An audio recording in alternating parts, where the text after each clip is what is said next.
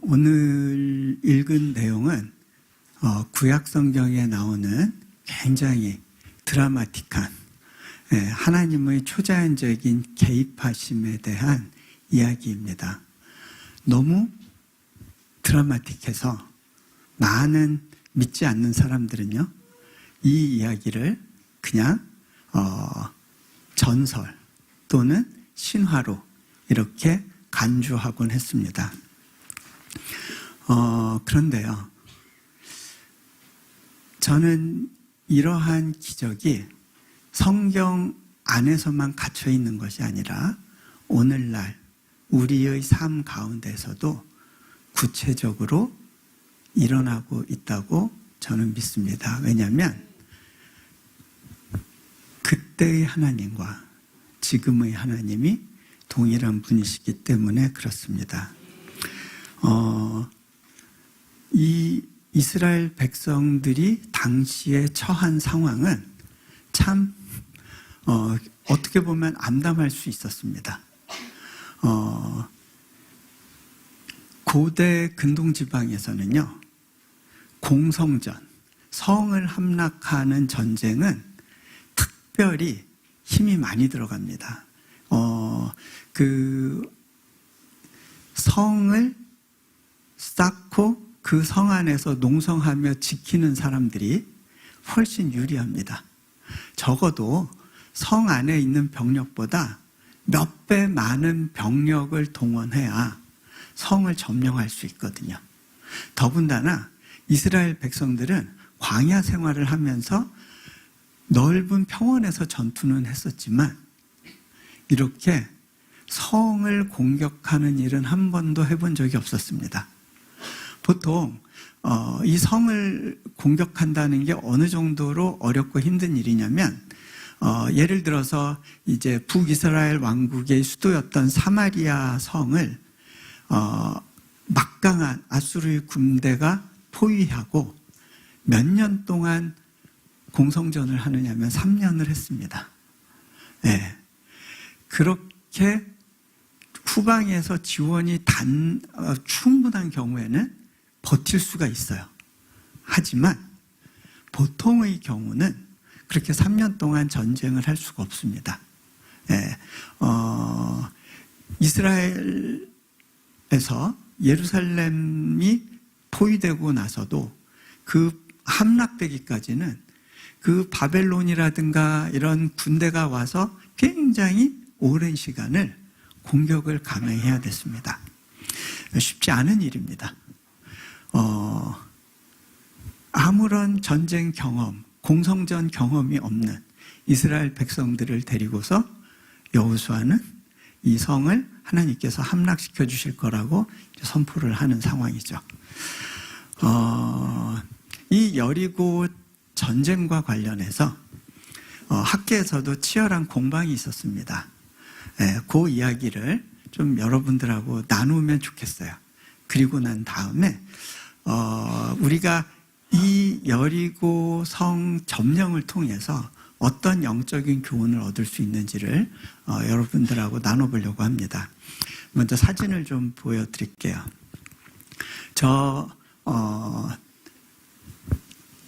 언덕 같은 구릉이 보이죠? 저게 바로 여리고 성터입니다. 보통 저렇게 함락되고 나면 오랜 시간이 지나면서 흙바람이 불어옵니다. 그리고 그 지역을 완전히 덮어버려요. 그래서 마치 그 산같이 만들어버립니다. 저런 걸 이제 이스라엘에서는 텔이라고 불러요. 텔 제리코. 근데 저기를 이제 성경에 근거해서 이제 발굴한 학자들이 있었습니다. 1900년대 초반에 이제 가르탱이라는 학자가 한 번은 거기를 이제 조사를 했고, 그러면서 성경의 기록과 이 자신의 발굴이 어떻게 일치하는지에 대한 그런 이제 발굴 기록을 남겼어요. 그런데 1950년대에 들어와서 재차 발굴이 이루어지는데요. 그때 그 성경학자들에게는 굉장히 쇼킹할 만한 그런 도발적인 주장이 나왔습니다. 그 잠깐 사진을 보여주시면요.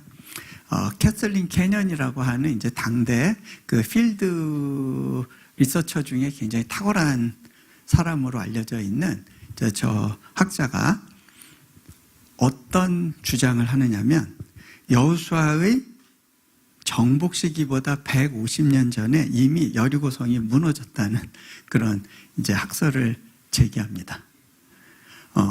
여리고성이 실제로 무너진 건 훨씬 전이라는 거예요.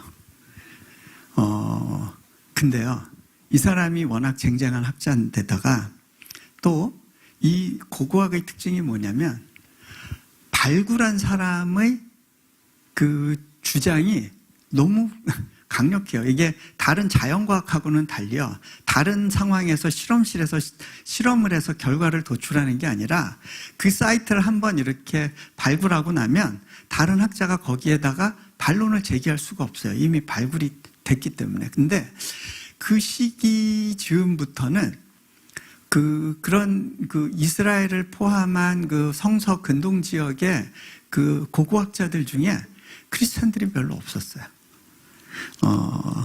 그러다 보니까 자기들이 그렇게 발굴해서 이런 거야 라고 주장을 해버리고 나면 이게 뒤집기가 굉장히 어렵습니다. 그래서 심지어는 많은 그 신학교의 이 역사학자들도, 기독교 역사학자들도 그 영향을 많이 받았어요. 그러면서 이제 모호한 이야기들을 하기 시작합니다. 여리고성이 무너진 것과 관련해서는 성서의 기록과 다를 수 있지만 그렇다고 해서 이 교훈이 주는 영적인 의미는 퇴색될 수 없다. 뭐 이런 식의 주장들을 하는데 이게 이제 모호하죠. 심지어는 미국의 아주 유명한 보수적인 그 신학교에서도 대부분 이제 뭐 이 고고학은 결국 그 고고학자들한테 배워야 되는 거니까 그런 이야기를 듣게 되고 그러다 보니까 이스라엘의 어떤 정복과 관련된 역사에 있어서도 굉장히 많은 이제 어떤 그 도전과 변화들이 있어 왔었습니다. 제가 하버드 대학교에서 박사학위 할 때가 이제 90년대 후반에서 이제 2000년대 초반이었는데 그때만 하더라도 이 캐슬린 캐년의 주장이 거의 정설 비슷하게 받아들여지고 있었던 것 같아요. 제 전공 분야는 아니지만. 그런데 그 이후에 사람들이 다시 그 발굴 현장을 찾고 그리고 그 기존의 그 캐슬린 캐년의 주장에 대해서 이제 재해석들이 진행되게 됩니다. 근데요, 사람들은요, 보니까 이게 여러분 아무리 유명한 학자라고 하더라도요 다 편견이 있어요. 자기가 보고 싶은 것만 봐요. 그리고 자기가 믿는 대로 관찰하고 결론을 내게 돼 있어요. 우리가 이제 여기 이제 우리 청년들 중에서도 이제 대학에서 공부하는 분들도 있고 그 이상으로 학문을 하는 분들이 있을 텐데 사람들은 다 바이어스를 갖고 있어요. 편견을 갖고 있어요. 그리고 편견에 의거해서 해석을 해요. 그렇기 때문에 유명한 학자의 말이라고 그대로 있는 그대로 받아들이면 안 돼요. 왜? 사람이 보는 견해에는 늘 한계가 있어요. 자, 몇몇 이제 성서 고고학자들, 이제 크리스찬 학자들이 이제 여리고성에 대한 이제 발굴 자료들을 다시 검토하고 재발굴을 하면서 이제 새로운 견해들이 이제 나오게 됐어요. 이 이야기와 관련해서는 익스피디션 바이블이라고 하는 이제 유튜브 채널이 있는데 그 채널에서 제가 좀 도움을 받아서 이제 정리를 한 거예요. 이제 그 중에 한 명이 이제 브라이언트 우드라는 사람의 이제 그 반론인데요. 제가 나중에 이 부분은 조금 더 정리를 해드릴게요. 먼저 그 발굴 현장이 어떤지, 그리고 우리가 발굴 현장의 실제와 성서의 기록이 어떻게 매칭하고 있는지에 대한 몇 가지 예를 제가 좀 들어드리도록 하겠습니다. 이제 여리고 성터 모습을 잠깐 보면요, 그 흙더미를 다 걷어내고 난 발굴된 성터의 모습인데요. 저기 보면요, 성의 한쪽 벽만 무너졌어요.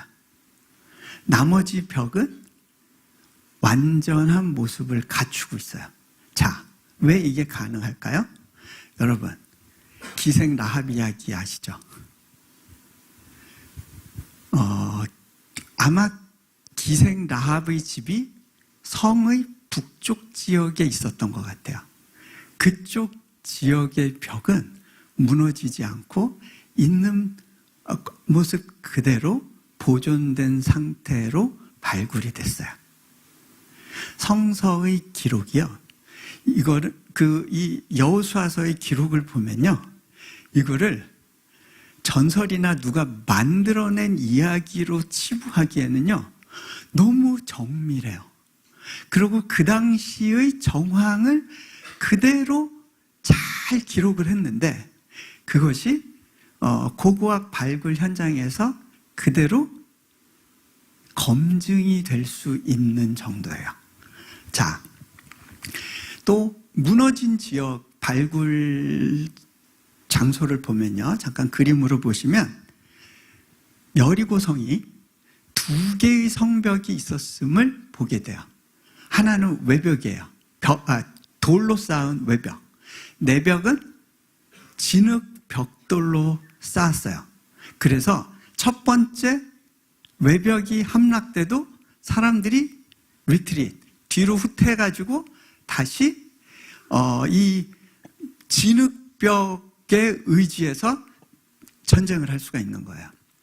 혹시 그 영화 보셨나요? 반지의 제왕? 거기에 보면 전쟁할 때 첫 번째 성벽이 무너지니까 그 다음 단계로 들어와서 제2차 성벽에 의지해서 계속 또 전쟁을 하잖아요. 그죠? 네. 그런 식으로 이중성으로 돼 있는 거예요. 자, 그런데 다음 장면 보시면요, 무너진 성벽은, 그러니까 그 바깥 외벽은 무너지지 않고 그대로 발굴 시에 보존된 상태로 남아 있었어요. 그러면 성벽 중에 무너진 건 뭐냐면 안쪽에 있던 내벽이에요. 진흙 벽돌이 무너져 내린 거예요. 그래서 내벽이 무너지면서 외벽을 덮어서 한꺼번에 다 무너진 상태가 된 거예요. 자, 당시 여리고성의 그 모습을 이제 3D 모형으로 재현한 건데요. 저기 보면 바깥에 외벽이 있어요. 돌로 된. 가운데 내벽이 있어요. 그렇게 벽이 두 개가 있는 거예요. 자, 그리고 저 외벽을 보면요, 외벽에 집이 다닥다닥 붙어 있어요. 이게 스파이가 들어가서 기생 라합의 집에 머물렀다가 나오게 된 장면이 정확하게 저 장면과 저 모습과 일치해요. 자, 왜 그러냐면 가난한 사람들도 집을 살아야 되는데 안쪽 내벽 쪽에 살지 못하고 바깥쪽에 벽을 의지해서 3면만 벽을 쌓아서 그렇게 해서 집을 짓고 살았던 거예요. 기생 라합이 그렇게 외벽에 붙은 집을 지어서 살았기 때문에 성벽 아래로 스파이를 내려보낼 수가 있었던 거예요. 가난한 사람들은 저 외벽에 붙어 살았죠. 라합은 기생이었기 때문에. 저 외벽에 붙어 살았던 거예요. 자, 다음 장면 보시면요. 저게 이제 바깥 벽이에요.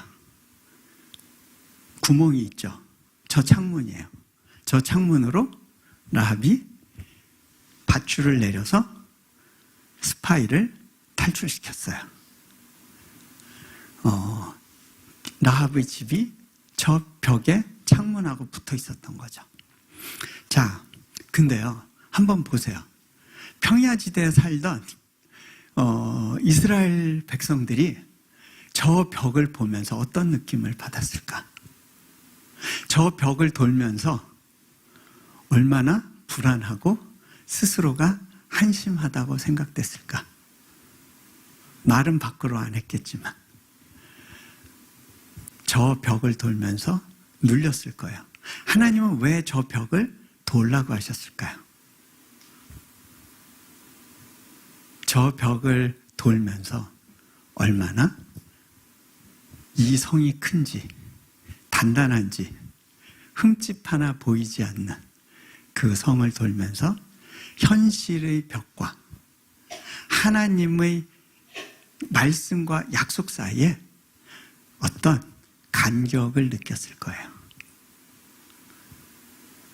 하나님은 이스라엘 백성들에게 저 성을 주시겠다고 약속했어요. 저 성뿐만이 아니라 가나안 땅을 다 주시겠다고 약속했어요. 그것은 바로 아브라함이 오늘 새벽 말씀처럼 하나님의 말씀에 의지해서 가나안 땅으로 떠나왔을 때 하나님께서 이미 주신 약속이에요. 너희 자손들에게 네가 밟는 곳마다 다 주겠다는 거예요. 그렇게 아브라함에게 약속을 주셨고 모세에게 약속을 주셨고 또한 여호수아에게 주신 약속이에요. 하지만 이 약속보다는 현실의 벽이 훨씬 크고 높아 보여요. 자, 놀라운 일은요, 하나님은 내벽을 무너뜨리셔서 어떻게 했느냐면 다음 장면을 보세요. 무너진 벽돌벽이 램프 역할을 하게 해요. 그리고 이스라엘 백성들이 와 소리와 함께 올라가는 거예요. 무너져도요, 그냥 막 무너지면 이스라엘 백성들이 올라갈 수가 없어요. 사다리가 필요하죠. 그런데 어떤 일이 벌어졌느냐? 성경 구절을 보면요, 다음 장면이요. 성벽이 무너져 내린지라. 그 성에 들어가서, 우리말에는 그냥 그 성에 들어가서 이렇게 돼 있는데 영어 성경에 보면 went up into the city. went up. 어떻게 올라가게 되는 거예요? 그 무너진 벽돌이 램프가 돼서 뛰어 올라가는 거죠. 성경이 정확하게 그 당시 상황을 기록하고 있어요. 실제 본 사람이 기록하지 않으면 이런 기록이 안 나와요. 자, 또 그 다음 장면을 보면요, 여호수아서 6장 24절에 이렇게 돼 있어요. 무리가 그 성과 그 가운데 있는 모든 것을 불로 사르고. 자, 실제로요, 그 발굴 지역의 지층을 보면요, 다 이렇게 사진을 보여주시겠어요? 화재의 흔적을 가진 지층이 발견이 돼요. 무슨 얘기냐면 이 여리고성이 무너진 것이 일반 지진이나 다른 재해 때문이 아니라 불에 탄 거예요. 성경에서 기술한 그 장면 그대로 저희가 다 불에 탄 지층이 나와요. 자, 뿐만 아니라요, 거기에는 파괴된 항아리 속에 불탄 곡식들이 발견됐어요. 여러분, 일반적으로 적에 의해서 공격당한 거면 항아리에 곡식이 남아있으면 안 돼요. 이거는 사람들이 다 가져가서 자기가 먹고 쓰겠죠. 그런데 어떻게 저 항아리 속에 곡식이 그대로 남아있을까요? 성경이 이야기하는 대로 하나님께서 저 땅에 있는 물건들은 다 하나님께 바쳐진 거룩한 것이니 너희가 손대지 말라라고 여호수아가 명령했거든요. 곡식이 그대로 남아있어요. 항아리도 가져가지 않고 그대로 두었어요. 그리고요, 더 나아가서 그 항아리에 가득한 밀들이 다 불에 탔어요. 이거는요, 성경에서 기록한 대로 해석하지 않고서는 해석이 잘 안 돼요. 근데요, 성경의 이야기를 부정하려고 하는 전제를 가지고 보게 되면요, 저런 것들이 하나도 눈에 들어오지 않아요. 증거로 채택되지 않아요. 자, 어떻게 밀이 많이 남아 있었나? 당시 기록을 좀 볼게요. 여호수아 3장 15절에 보면 뭐라고 되어 있느냐면, 요단이 곡식 거두는 시기에는 항상 언덕에 넘치더라. 궤를 맨 자들이 요단에 이르며 궤를 맨 제사장들의 발이 물가에 잠기자라고 돼 있어요. 자, 그 얘기는 뭐냐면요, 여호수아가 여리고를 공격할 당시에 추수 때라는 거예요. 재밌는 건요, 하나님이 여리고성을 공격하라고 이스라엘 백성들에게 명령한 그 시기가 공격하는 입장에서는 제일 불리한 시기예요. 왜? 이미 추수 때라, 그리고 이스라엘 백성들이 건너오는 걸 알았기 때문에 여리고성에 있는 사람들이 이미 추수를 다 끝냈어요. 그리고 항아리에 곡식을 가득 쟁여놓은 시기였어요. 이 시기는 전쟁을 하면 안 돼요. 왜냐하면 성 안에 곡식과 물이 가득 있기 때문에 몇 년이든 버틸 수가 있거든요. 공격하기에는 가장 안 좋은 때예요. 더군다나 하나님은 그때 이스라엘 백성들한테 요단강을 건너라고 말씀하세요. 그 당시에 요단강 물은요, 추수 때가 되면 범람해요. 왜냐하면 이른 비와 늦은 비가 내리는 시기예요. 늦은 비는 정확하게 추수 때 내려요. 그러면 요단강이 1년 중에 수위가 가장 높은 때예요. 여러분 중에는 이스라엘의 요단강을 보신 분들이 있을 텐데, 이게 내가 보니까 뭐 무릎에 닿는 정도 된데 그거 그냥 건널 것 같은데? 라고 생각하실지 모르겠지만, 지금은 이스라엘에서 댐을 굉장히 많이 만들었기 때문에 그 지금의 수위는 예전의 수위의 5%밖에 안 돼. 그 당시에는 사람이 건너기 힘든 정도. 거기다가 물이 가장 많을 때 요단강을 건너라고 하나님이 말씀하세요. 하나님이 의도적으로 가장 불리한 상황을 주시는 거예요. 마치 뭐와 같냐면, 엘리야가 바알 선지자들하고 전투할 때 제단의 제물에 대해서 물을 붓게 하잖아요. 이거는 하나님이 하셨다는 것을 확인시키려고 하나님이 의도적으로 이런 타이밍에 이스라엘 백성에게 여리고를 정복하라고 말씀하시는 거예요. 제가 인도네시아에 갔을 때, 하나님, 여기는 아닌 것 같아요. 세계 최대의 이슬람을 믿는 사람들이 모여있는 나라예요. 제가 부지를 얻은 지역은 95% 무슬림에 간혹 부활절 같은 때 교회에 테러가 발생하는 그런 지역이에요. 부활절 때 사람들이 폭탄 같은 거를 설치하고 그게 꼭 예배 끝날 때 터지게 만들어요. 그런가 하면 칼된 괴한이 막 부활절 예배 드리는 사람들 와서 칼로 찌르는 일도 있고 좀 되게 거친 지역이었어요. 하나님 왜 여기에? 여기서는 하나님의 일꾼을 만드는 대학을 세우는 게 너무 어려운 환경인데요. 뭐 어려운 게 한두 가지가 아니에요. 그때만 해도 부정부패 수위가 되게 높았어요. 우리가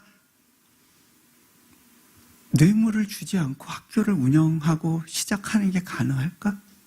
거기다가 우리가 대학을 시작하려고 서류를 준비하는데 고등교육부에서 앞으로는 신규 대학 허가는 일체 없다라고 하는 모라토리움을 선언했었어요.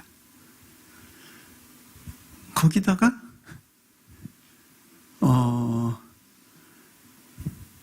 학교를 세우려면 건축을 해서 건물이 있어야 된대요.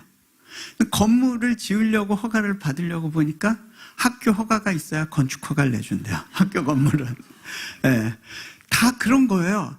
학교를 세우려면 사람들이 와서 일을 해야 되는데 사람들이 와서 일하도록 비자를 받으려면 학교가 있어야 되는 거예요. 네. 그 당시에는 비자를 너무 까다롭고 어렵게 해서 외국인들을 추방할 때였어요. 여기서 어떻게 한국 사람들을 데려다가 교육을 합니까? 대학을 시작하려면 각 학과마다 크리스찬 교수가 5명이 있어야 돼요. 그런데 교수가 5명 있어야 되는데 우리는 다 크리스찬으로 받아야 되고 그 사람들이 다 영어로 가르칠 수가 있어야 되고 또 헌신된 사람이어야 되는데 아무리 기다리고 눈 씻고 찾아도 그런 사람들은 없어요. 불가능해 보였어요. 외국인을 데려올 수도 없고 내국인을 찾을 수도 없고 하나님 이 대학이 가능할까요? 거기다 하나님은 제 몸을 힘들게 하셨고 재정을 쥐고 바짝 마르게 하셨고 그런 시간들이 있었어요.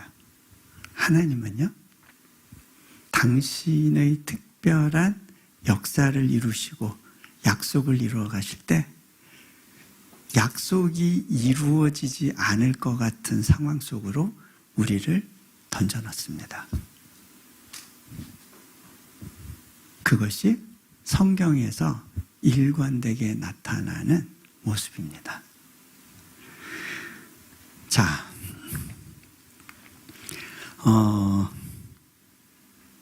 다음 구절을 볼게요. 이스라엘 자손들이 길갈에 진쳤고 그달 14일 저녁에는 여리고 평지에서 유월절을 지켰으며 유월절은 보리 추수기하고 겹칩니다. 추수 때였어요.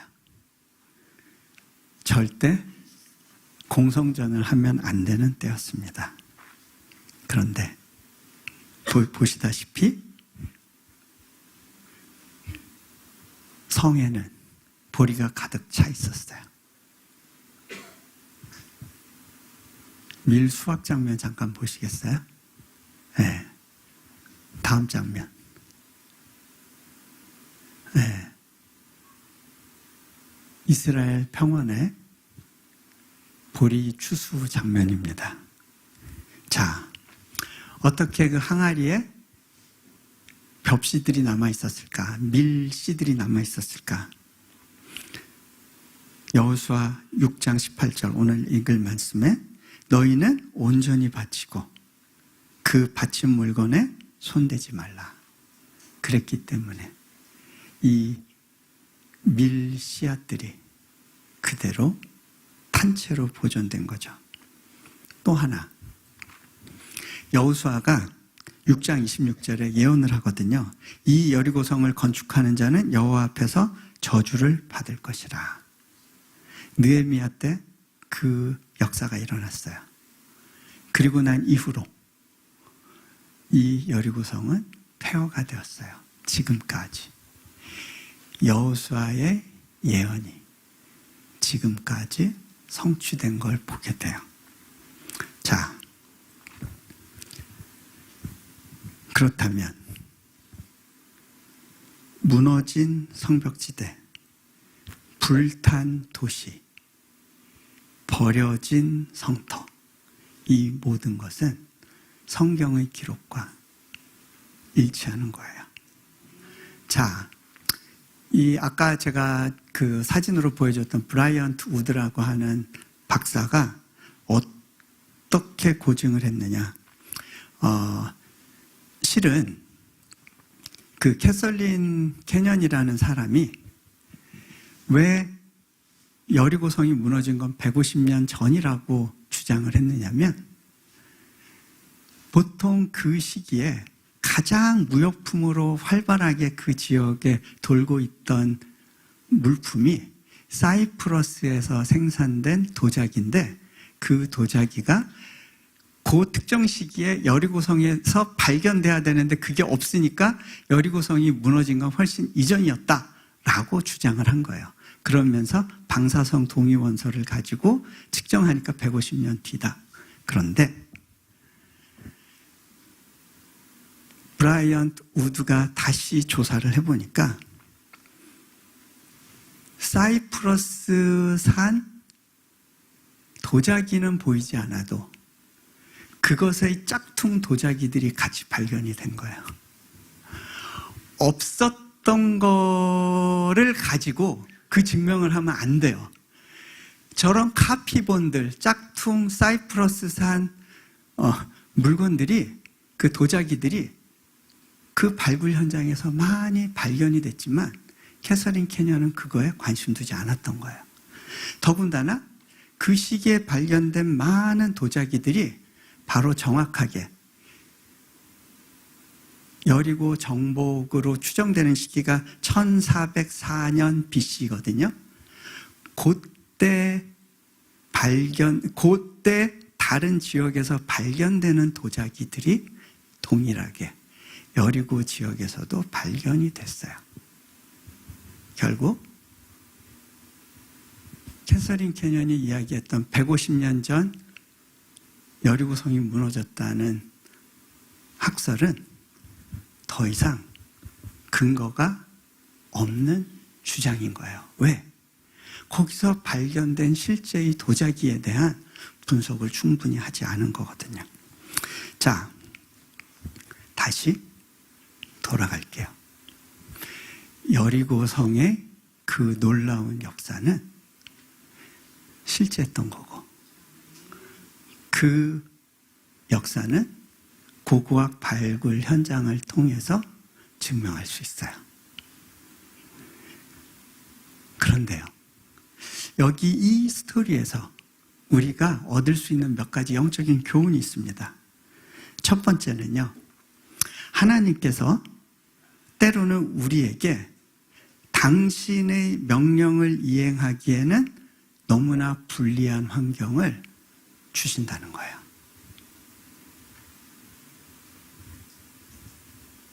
저는 이것을 경험했어요. 그것이 우리를 힘들게 하고 괴롭히시려는 하나님의 의도 때문이 아니고요. 하나님이 얼마나 신실하신 분이신지를 우리의 삶 속에서 드러내기 원하시는 뜻 때문에 그런 거예요. 두 번째로요, 하나님 외에 다른 것의 도움을 의지할 수 없는 상황으로 우리를 밀어붙이세요. 세 번째, 하나님의 하나님 되심을 경험하도록 하기 위해서 우리의 손발을 묶어놓고 우리의 힘을 의지하지 않도록 하면서 하나님께서 친히 일하세요.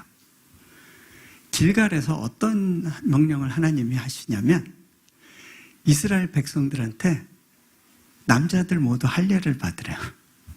아니, 저기 저 앞에 있는데 이제 전투를 해야 되는데 말도 안 되는 것 같은 상황인 거예요. 남자들이 할례를 하면 전투력 제로 상태가 돼버려요. 적군이 야습하면 몰살당할 수 있는 그러한 위험을 각오해야 되는 그런 상황이에요.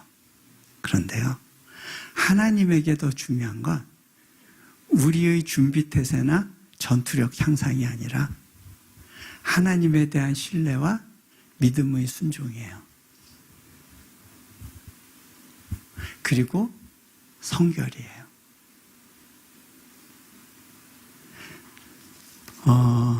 다음 사진 잠깐 보여주시겠어요? 다음이요? 네, 저건 이제 도자기 매칭 그 사례고 넘겨주세요. 네. 넘겨주시고요. 끝났나요? 아, 거기서 끝났군요. 네. 제가 또 다른 사진은 또 안 보냈네요. 네, 괜찮아요. 네. 제가 보여드리려고 했던 사진은 우리 학교 건물 짓기 전에 그 황량했던 벌판 사진이었어요. 정말 아무것도 없는, 풀만 자라는, 비가 오면 이제 물길만 있는, 거기로 들어가려면 장화 신고 걷다 보면 무릎까지 진흙이 쌓여서 어떻게 오갈 수 없는 그런 거리를 한 300m 정도를 그렇게 걸어 들어가야지 우리 부지를 만날 수 있었어요. 여기를 어떻게 개발하냐. 하나님, 이게 뭐 돈이 한두 푼 드는 것도 아니고 길부터 내고 인프라를 깔아야 되는데 이게 어느 시절에 될지도 모르고 인도네시아가 뭐가 빨리빨리 진척되지 않는 그런 환경인데 이게 어떻게 가능할까요? 하여간 안 될 일들만 쌓여 있었어요. 네. 뭐 허가 문제는 둘째치고 거기 캠퍼스 조성 자체가 물리적으로 불가능하다고 느껴졌어요. 그런데 하나님은 계속해서 너는 잠잠히 있어서 내가 하나님됨을 볼지어다. 마음을 주세요. 그래서 그냥 건축을 준비했어요. 허가 작업을 준비했어요. 근데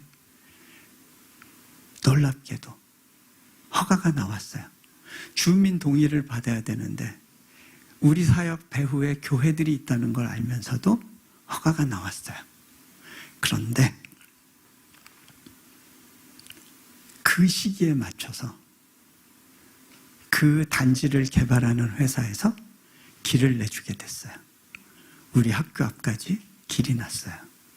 그리고 공사를 하나하나 하면서 기다렸어요. 저희가 깨닫게 된 거는 거기가 황량한 곳이고 주변에 거주자가 없었기 때문에 허가가 쉬웠어요. 그 무슬림 주민들한테 모든 걸 다 동의를 받으려고 그랬으면 너무 어려웠을 텐데 저희가 처음으로 건물을 짓다 보니까 그 허가가 너무 쉬웠어요. 지금은 이 지역이 상점 벽해가 일어났어요. 현대 자동차에서 전기차 공장을 저희 학교 뒤쪽에 짓게 됐어요.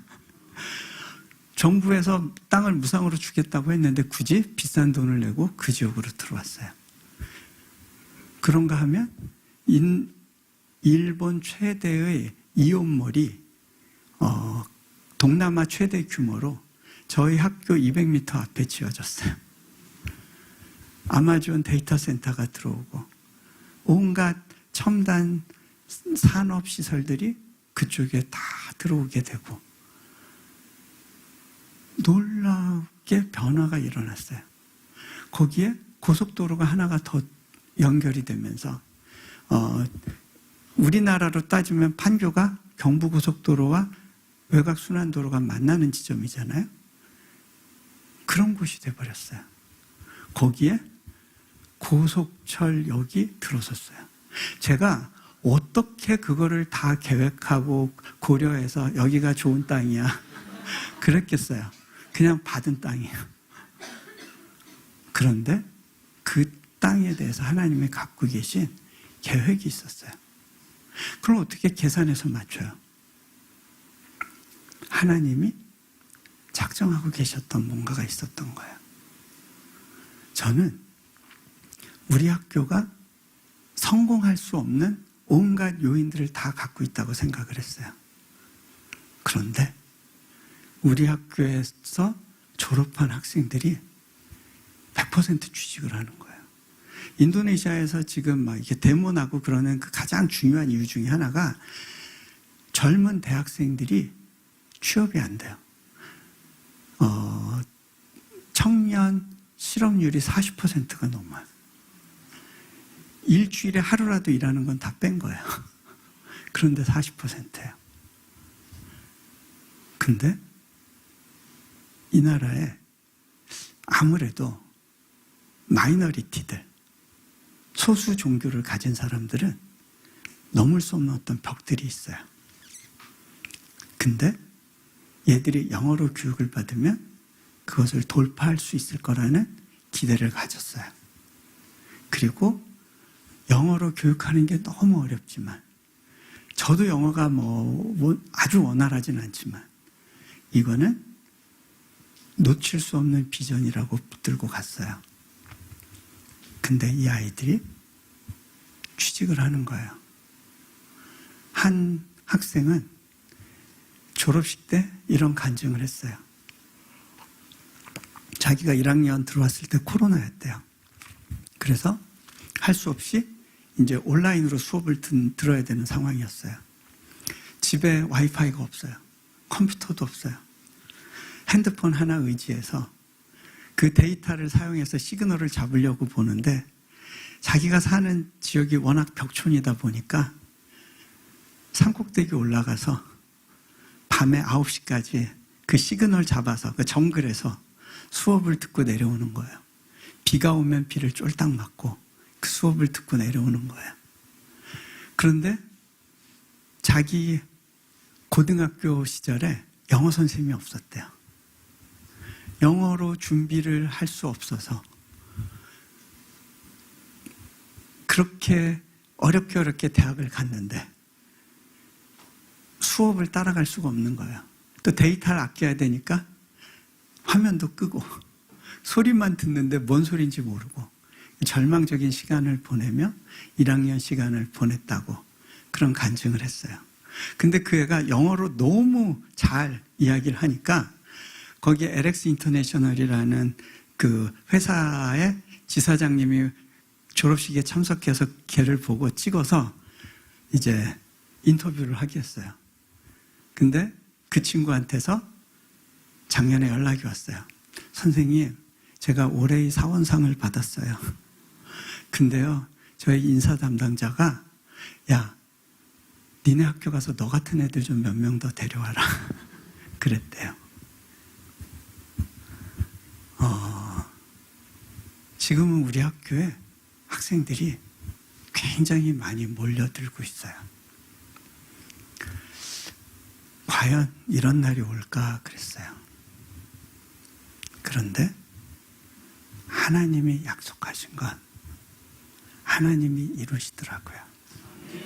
나의 어떠함에도 불구하고 나의 능력과 무관하게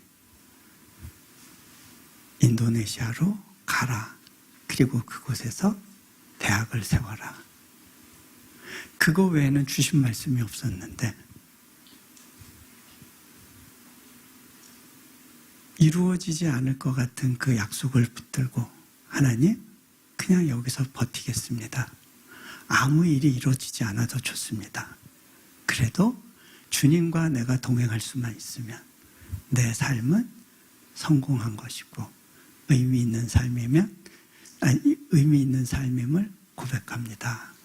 그 고백으로 버티고 있었을 뿐이에요. 하나님이 일하시더라고요.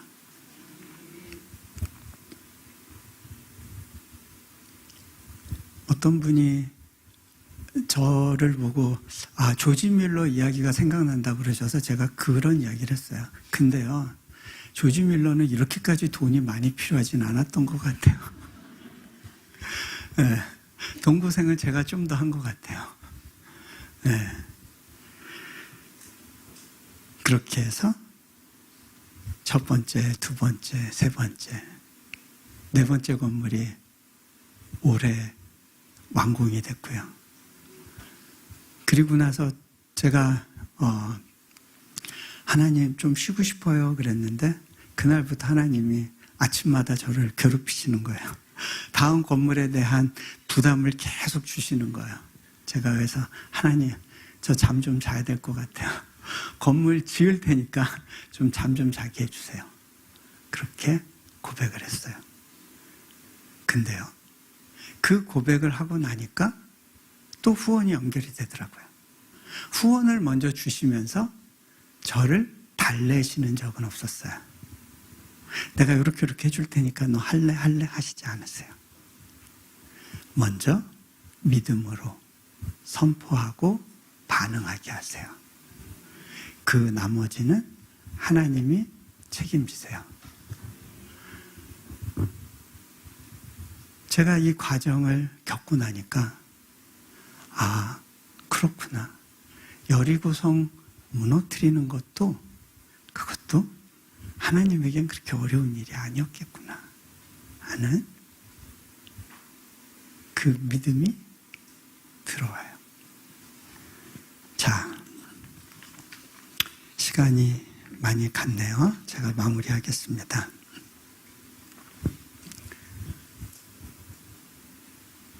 여리고성 정복의 기적은요, 오늘날에도 이루어지고 있어요. 하나님을 신뢰하고 하나님께 의지하는 자들에게 하나님께서 그 일을 이루세요. 약간 시간이 있으니까 제가 그냥 하나님이 재정을 다 채우셨어요 이러면 뭔가 좀 뜬구름 잡는 이야기인 것 같고 도대체 디테일이 없으니까 여러분들이 저걸 믿어 말어 그러실 것 같아서 제가 한 가지만 더 나눌게요. 한 가지 얘기만 더 나누면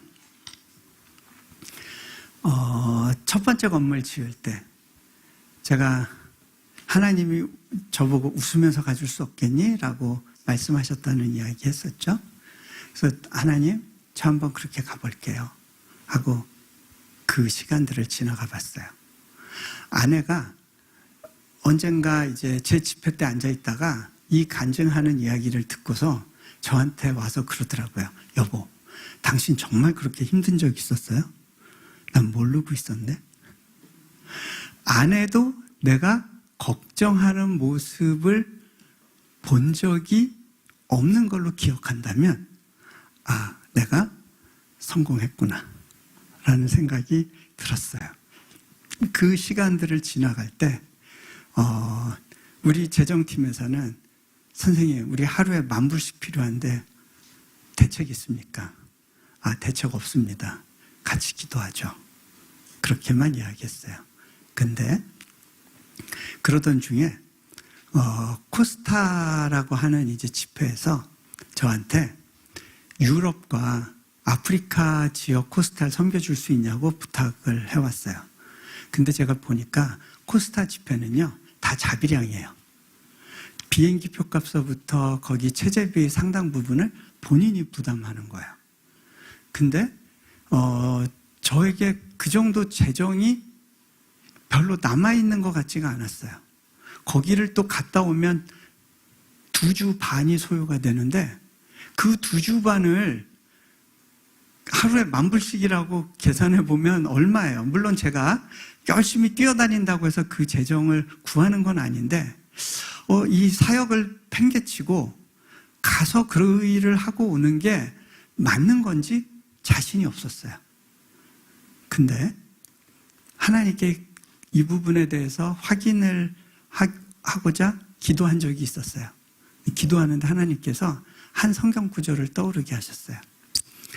보통 우리가 하는 질문에 대한 대부분의 답은요, 말씀을 통해서 와요. 그래서 여러분이 실은 기도 가운데 응답을 받기 원하면 말씀을 열심히 보셔야 돼요. 그리고 하나님이 어떤 성품을 갖고 계신 분인지를 말씀 속에서 계속 확인하는 게 중요해요. 여러분, 그 사람을 이해하면 그 사람의 생각과 뜻이 훨씬 쉽게 전달이 돼요. 한 가지 예를 들어서요. 제가 아내랑 오래 같이 살다 보니까 제가 출근하면서 아차차 그러면 아내는 그 아차차가 뭔지 알고 갖다 줘요. 여러분은 그 아차차가 뭔지를 모르잖아요. 이게요, 하나님이 저에게만 주시는 어떤 사인들이 있듯이 여러분에게만 주시는 그 교제와 오랜 시간 속에서 나만이 알아들을 수 있는 방식으로 하나님이 당신의 생각을 계시하고 힌트를 주시는 경우들이 있어요. 왜? 우리를 잘 인도해 주고 싶으시니까. 근데요, 그때 잘 캐치할 수 있으려면 나에게 말씀하시는 분이 어떤 분인지에 대한 이해가 있어야 되는 거예요. 자, 어쨌든 제가 기도하던 중에 한 말씀 구절이 떠올랐어요. 그 말씀은 뭐였냐면 너희 먹을 걸 물 위에 던져라. 여러 날 뒤에 도로 찾으리라. 가라시는구나. 딱 감을 잡았어요. 그냥 믿음으로 투자하라고 하시네. 언제 돌아올지는 모르죠. 일단 던져놓는 거예요. 그게 바로 돌아올지 몇 년 뒤에 돌아올지 그건 몰라요. 근데 믿음으로 던지래요. 그래서 가기로 결정하고 비행기 표를 결제를 했어요. 한국 크레딧 카드로 결제를 했는데 그러면 한국 통장에 그 돈을 넣어놔야 되잖아요. 근데 그때는요, 재정이 바짝바짝 마를 때였어요. 그러다 보니까 비행기 표값만 거기다 딱 넣어놨는데 문제는 매달 자동 결제되는 내역들이 있는데 그거는 깜빡한 거예요. 경황이 없어서. 그럼 어떤 문제가 되느냐면 통장 잔고가 마이너스가 될 수 있겠죠. 마이너스 될 수도 있지 않냐? 나는 늘 마이너스인데 그런 분도 있을 거예요. 근데 저는 그게 좀 문제가 돼요. 왜 그러냐면 하나님의 위신 문제가 되는 게 제가 전에 이렇게 몇 곳 집회했을 때 제가 제 삶의 필요를 하나님께 맡긴 이후로 제 계좌를 하나님이 한 번도 마이너스로 만드신 적이 없다라고 하는 간증을 했었거든요. 그러면 이제 내 문제가 아니고 하나님의 위신 문제가 되는 거예요. 하나님의 신실하신 문제가 되는 거예요. 근데 제가 알고 있었으면, 이거 마이너스 되겠다 알고 있었으면 미리 돈을 넣어놨겠죠. 근데 넣어놓질 않았어요. 거기다가 그 계좌는요, 외부에 알려진 계좌가 아니에요. 그러니까 제가 돈을 넣지 않은 한 거기에 재정이 들어오질 않아요. 그런데 모르고 그냥 지나갔어요. 한참을 지난 어느 날 한국 계좌 한번 열어서 잔고 확인을 해야겠다 하고 딱 열었는데 이제 크레딧 카드 먼저 딱 그 내역을 열었는데 그달 결제되는 내역 중에 제가 모르는 결제 내역들이 몇 가지가 있었더라고요. 그러면서 이거 뭐야? 이 정도 액수면 마이너스겠네? 액수가 왜 이렇게 커? 은행 잔고를 봤어요. 근데 마이너스가 아니라 플러스였어요. 이상하다. 천사가 돈을 넣어줬나? 이거는 마이너스일 수밖에 없는데 도대체 뭔 일이 있었던 거지? 제가 거슬러 올라가면서 확인을 했어요. 그런데 크레딧 카드 결제되는 그날 어디선가 돈이 들어왔어요. 이 재정은 어디서 들어왔지? 곰곰이 생각해 봤어요. 제가 신한계라는 잡지사에서 이제 원고 청탁을 하셨는데 그때 너무 피곤해서 그 원고를 쓸 수 없겠다 싶어서 원고 제가 못 씁니다 하고 답을 보냈다고 생각했어요. 근데 꿈속에서만 보냈나 봐요. 현실에서는 그 마감일에 연락이 왔어요. 선교사님 왜 원고 안 보내주세요? 나 안 쓴다고 보냈는데 뭔 소리지? 이메일에서 보낸 편지함을 쭉 찾았는데 제가 그런 메일을 보낸 적이 없더라고요. 어떡하냐? 할 수 없네. 그날 밤 눈물을 머금고 글을 써서 보내준 게 있는데, 그러면서 이제 계좌번호를 줬었나 봐요. 그 원고료가 정확하게 그 타이밍에 들어와서 계좌를 마이너스로 안 만들더라고요. 제가 그걸 보고서 웃음이 터졌어요. 하나님의 위신을 위해서 네, 어제 읽은 본문 말씀, 자신의 이름을 위하여 의의 길로 인도하시는도다. 하나님, 당신의 이름 확실하게 관리하시네요. 하나님, 그러면 저희 학교 건축계좌도 좀 관리해 주시는 거 맞죠? 그러고 아프리카에 갔어요. 집회를 마친 시점에서 미국의 한 뉴저지에 한 분이 저한테 이메일을 보내셨어요. 선교사님, 혹시 재정 급하게 필요하세요? 예, 저 필요했어요. 혹시 이 숫자가 무슨 의미일지 모르겠는데 113만 불 필요하세요? 그 재정이 들어오면 이제 한 10억 정도면 되는 거예요. 저 그 돈 필요했어요.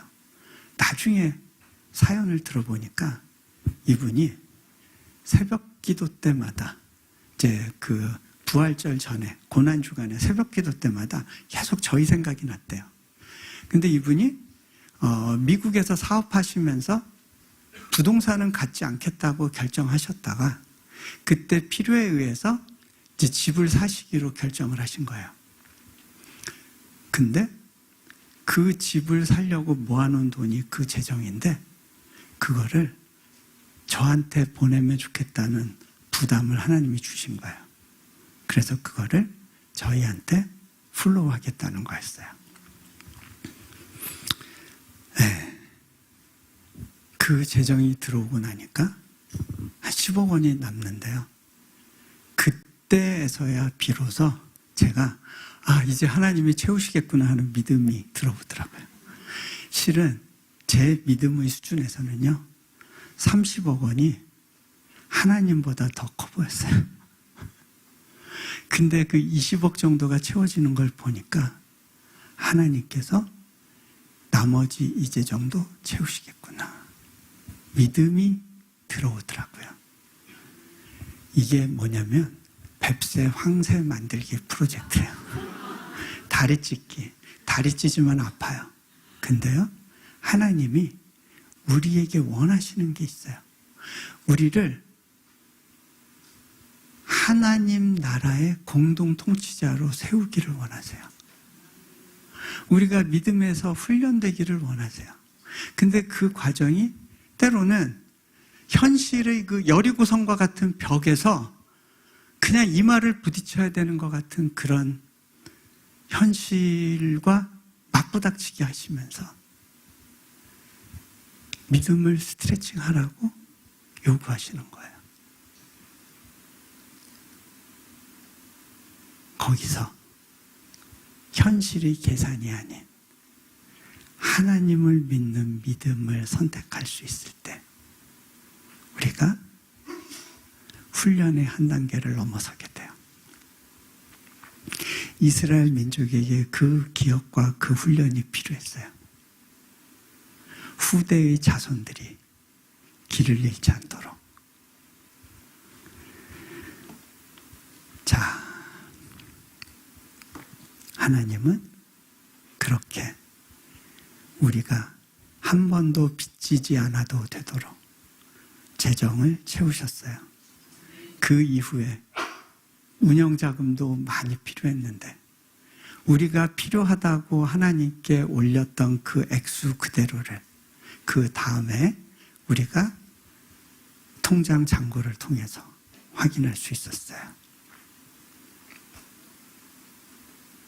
지금껏 한 번도 모자라지 않게 이끌어 오셨던 하나님의 손길을 저는 경험했어요.